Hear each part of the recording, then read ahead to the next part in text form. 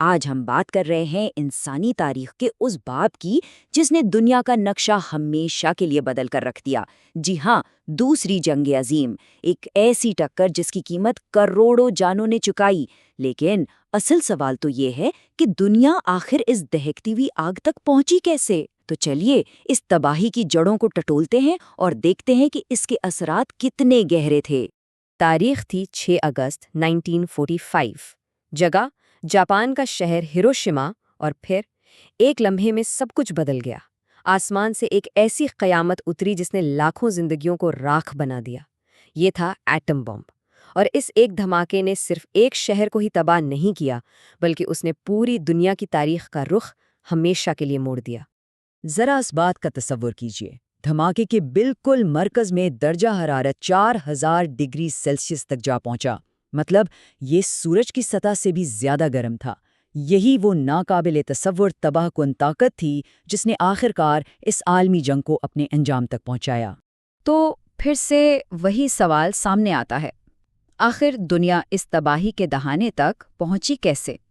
کیسے ایک جنگ ختم ہوئی اور اس کے ملبے سے ایک دوسری، پہلے سے کہیں زیادہ خوفناک جنگ نے جنم لیا؟ چلیے اسی سفر کو سمجھنے کی کوشش کرتے ہیں۔ اس سب کی شروعات ہوتی ہے پہلی جنگ عظیم کے خاتمے سے، جب ایک امن معاہدہ کیا گیا، لیکن اس امن نے ہی اصل میں اگلی جنگ کے بیج بو دیے تھے۔ دیکھیے، ہوا یہ کہ جیتنے والی طاقتوں نے ہارے ہوئے جرمنی پر ایسی ذلت آمیز شرطیں لگائیں کہ اس نے جرمنی کی معیشت اور اس کی قومی وقار دونوں کو پاؤں تلے رون ڈالا۔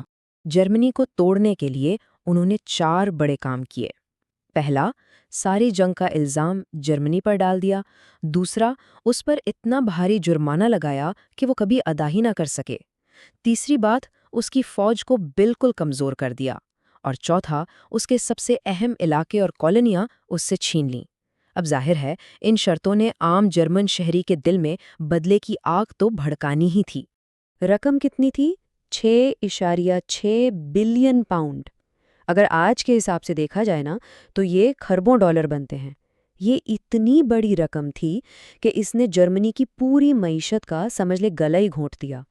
اور یہ نمبرز دیکھیں، یہ خود پوری کہانی بتا رہے ہیں۔ جرمنی نے اپنا 13% علاقہ، 10% آبادی اور سب سے بڑی بات اپنے 75% لوہے اور 26% کوئلے کے ذخائر کھو دیے۔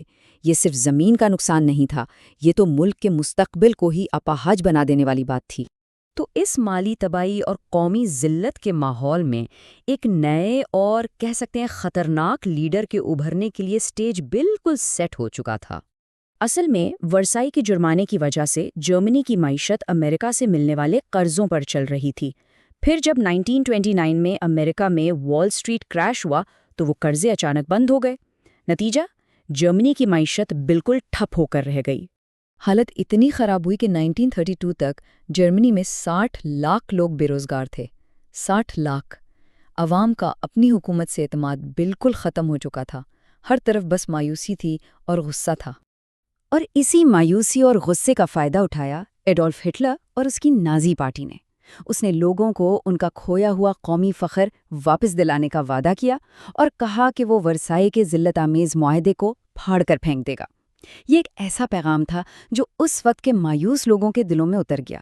پاور میں آتے ہی ہٹلر نے فوراً کام شروع کر دیا۔ 1933 میں چانسلر بنا اور اسی سال انیبلنگ ایکٹ پاس کروا کے سارے اختیارات اپنے ہاتھ میں لے لیے اور ڈکٹیٹر بن گیا۔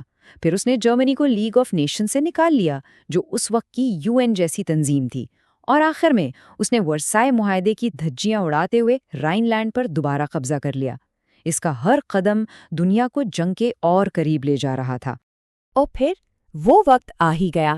ہٹلر کی اس جارحیت نے آخرکار اس عالمی جنگ کی آگ بھڑکا دی جس کا سب کو ڈر تھا۔ اس جنگ میں دنیا صاف صاف 2 کیمپس میں بٹ گئی۔ ایک طرف تھے الائیڈ پاورز، یعنی اتحادی طاقتیں، جن میں برطانیہ، فرانس، امریکہ اور سوویت یونین جیسے بڑے ملک تھے۔ دوسری طرف تھے ایکسس پاورز، یعنی محوری طاقتیں، جن کو لیڈ کر رہے تھے جرمنی، اٹلی اور جاپان۔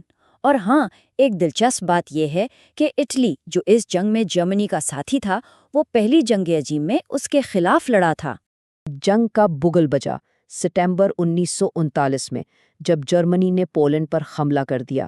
اس کے بعد تو جرمنی نے تیزی سے یورپ کو روندنا شروع کیا اور فرانس جیسا بڑا ملک بھی کچھ ہفتوں میں ہار گیا۔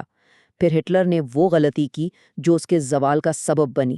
اس نے سوویت یونین پر حملہ کر دیا، اور پھر دسمبر 1941 میں جاپان نے امریکہ کے پرل ہاربر پر حملہ کر کے سوئے ہوئے شیر کو جگا دیا۔ اب امریکہ بھی جنگ میں کود پڑا تھا۔ لیکن اب بات کرتے ہیں اس جنگ کے سب سے خوفناک پہلو کی، وہ چیز جس کی وجہ سے اسے انسانی تاریخ کا سب سے مہلک تصادم کہا جاتا ہے، یعنی اس کی انسانی قیمت۔ اس جنگ کو ٹوٹل وار بھی کہتے ہیں۔ اس کا مطلب کیا ہے؟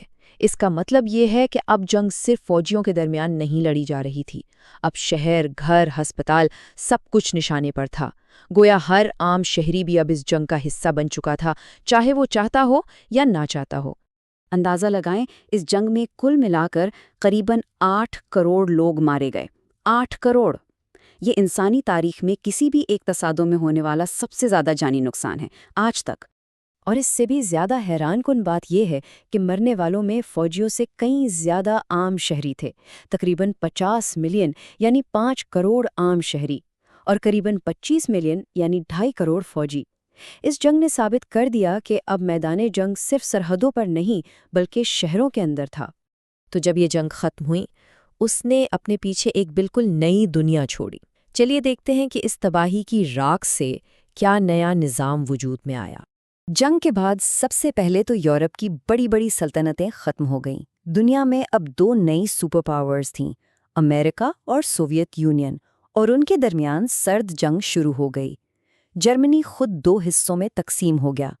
ایشیا اور افریقہ میں کولونیل نظام کا بھی خاتمہ شروع ہوا۔ اور ہاں، اسی تباہی کے بعد مستقبل میں ایسی جنگوں کو روکنے کے لیے یونائٹڈ نیشنز یعنی اقوام متحدہ بنائی گئی۔